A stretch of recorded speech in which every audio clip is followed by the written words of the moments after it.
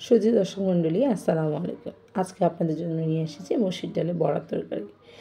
খুব সহজ একটা রেসিপি এবং সবাই বানাতে পারবেন। চলুন তাহলে দেখে আসি। আমি মসুর ডালটা আগে থেকেই ভিজিয়ে রেখেছিলাম আধা ঘন্টা। তারপর আমি ব্লেন্ডারে ব্লেন্ড করে নিয়েছি। আপনারা চাইলে পাটাতেও বাটতে পারবেন, কিন্তু পাটার যুগ নেই এখন, খুব কম, তাই ব্লেন্ডারে আমরা ব্লেন্ড করে রাখি। আমরা এখন খুব মানুষ অলস। তারপরে এখানে আমার ব্লেন্ড করা হয়ে গেছে। তারপরে এখানে আমি ধনে গুঁড়ো, জিরে গুঁড়ো, গরম মশলা গুঁড়ো সম্পূর্ণ দিয়ে, আদা রসুন বাটা দিয়ে, কিছু কাঁচামরিচ দিয়ে খুব সুন্দর করে হাতে মেখে নেব। আর স্বাদ অনুযায়ী লবণ দিতে হবে। লবণ দিয়ে খুব সুন্দর করে মেখে নিয়ে তারপর আমি এটা বড়ার মতো করে ভাজবো। চলুন তাহলে দেখে আসি। কাঁচামরিচ কিছুগুলো আমি দিয়ে দিয়েছি। এখন আমি ব্লেন্ডারে এই হাত দিয়ে খুব সুন্দর করে মেখে নেব।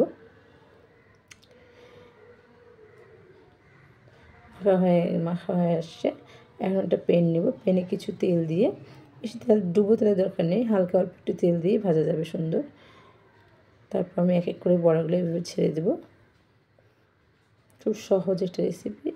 আপনি কীরকম রেসিপি দেখতে পছন্দ করেন অবশ্যই আমাকে কমেন্টে জানাবেন।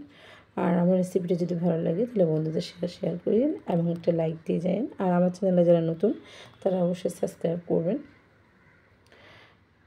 আর কিছু জায়গা আছে, বড়াটা সরিয়ে দিয়ে আর কিছু জায়গা দেখতে পাচ্ছি, ওখানে আমি 2টা বড়া দিয়ে দিলাম। তারপর উল্টে পাল্টে করে খুব সুন্দর করে লাল লাল করে ভেজে নিতে হবে। এভাবে আমি যেভাবে ভাজছি ঠিক সেভাবে ভাজতে হবে, এক পাশ ওপাশ করে। তো এখন ভাজা হয়ে গেছে, এখন আমি এগুলো নামিয়ে নিচ্ছি। দেখেন খুব সুন্দর দেখাচ্ছে কালারটা। এবং এমনিতেও খেতে পারবেন আপনারা, গরম ভাতের সাথে এরকম বড়া ভেজে খেতে পারবেন, কিন্তু আজকে আমি তরকারি রান্না করব। দেখেন এইভাবে, দেখেন খুব সুন্দর হয়েছে ভাজাগুলো। আপনাদের সুবিধার্থে আরেকবার দেখিয়ে দিচ্ছি যে এইভাবে ভাজতে হবে। তারপর এটা প্যানে আমি তেজপাতা নিয়ে নিয়েছি, আর 2টা ডালচিনি দিয়ে দিয়েছি, কিছু লং দিয়ে দিয়েছি, ছোটো এলাচ দিয়ে দিয়েছি। তারপর পেঁয়াজ কুচি দিয়ে দিলাম, দিয়ে খুব সুন্দর করে ভেজে নিতে হবে। যখন পেঁয়াজটা একটু নরম হয়ে আসবে তখন লবণ দিয়ে দিতে হবে, তাহলে পেঁয়াজটা আরেকটু মলিন হয়ে যাবে। তারপর এক এক করে মশলা আদা রসুন বাটা দিয়ে দেবো। আদা রসুনের পেস্ট আমি দিয়ে দেবো এখানে। তারপর হলুদ গুঁড়ো দিয়ে দেবো। তারপর জিরে গুঁড়ো, ধনে গুঁড়ো দিয়ে দেবো। গরম মশলা পাউডারও একটু দিয়ে দিতে হবে। তারপর যে মশলা পেস্ট করে রেখেছিলাম আদা রসুন বাটার, টমেটো দিয়ে পেস্টটা আমি এখানে ঢেলে দেবো। পেস্টটা করেছি আমি সামান্য একটু টক দই দিয়েছি, 2-4টা টমেটো দিয়েছি, দিয়ে খুব ভালো করে পেস্ট করে ব্লেন্ড করে নিয়েছি। ব্লেন্ড করে হয়ে গেলে আমি মশলাটার মধ্যে ঢেলে দিয়েছি। মশলাটা এখন কষানোর পালা।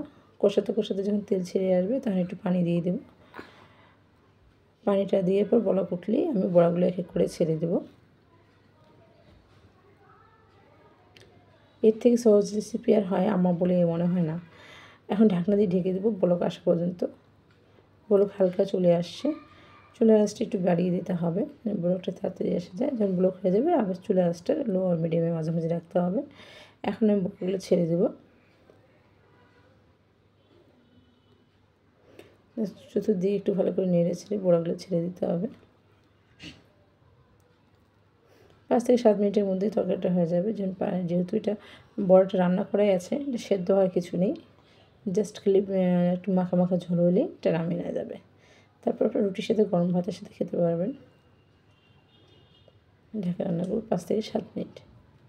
5 থেকে 7 মিনিট পর আমি দেখি এখন কী অবস্থা।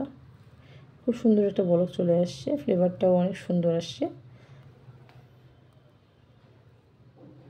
আবার 2 মিনিট রান্না করবো ঢেকে। কষানো এই পানিটা শুকিয়ে গেছে, এখন আমি নামিয়ে নেবো। আমার তরকারিটা হয়ে গেছে। খুব সুন্দর, খুব সহজ রেসিপি, অবশ্যই বাসায় ট্রাই করবেন। আজ এ পর্যন্তই। আসসালামু আলাইকুম, আল্লাহ হাফিজ।